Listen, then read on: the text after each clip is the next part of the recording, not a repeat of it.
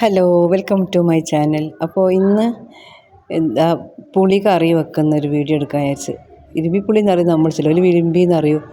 അപ്പോൾ വീട്ടിലുണ്ട് ഇഷ്ടം പോലെ. അപ്പോൾ അത് മുളകിട്ട കറി വെച്ചാൽ നല്ല ടേസ്റ്റാണ്. അതിൽ പച്ചമുളക്, ഇഞ്ചി, നമ്മൾ സാധാരണ മുളകിട്ട കറിയിലിടുന്ന വെളുത്തുള്ളി, ഇഞ്ചി അതൊക്കെ ഇട്ട് കടുക് തൂമിച്ചാലൊക്കെ നല്ല ടേസ്റ്റാണ്. അപ്പോൾ അത് തന്നെ വെളിച്ചെണ്ണയിൽ കടുകിട്ടിട്ട് പിന്നെ ഇരുമ്പിപ്പുളിയും പച്ചമുളക് കറിവേപ്പിലെല്ലാം ഇട്ടിട്ട് നന്നായിട്ടൊന്ന് വഴറ്റി കൊടുക്കുന്നുണ്ട്. പച്ചമുളക് ചുവന്ന് പോയിട്ടുണ്ട് വീട്ടിലത്തെ. അപ്പോൾ അതാണ് അത് ഇട്ടതാണ്, എരിവുണ്ടാവില്ല. മുളകും പൊടി എത്ര ഇടണ്ടാലോ എന്ന് വെച്ചിട്ട്. അപ്പോൾ നന്നായിട്ട് നല്ല വേവുകയും ചെയ്യും, വേഗം വേവും അത്.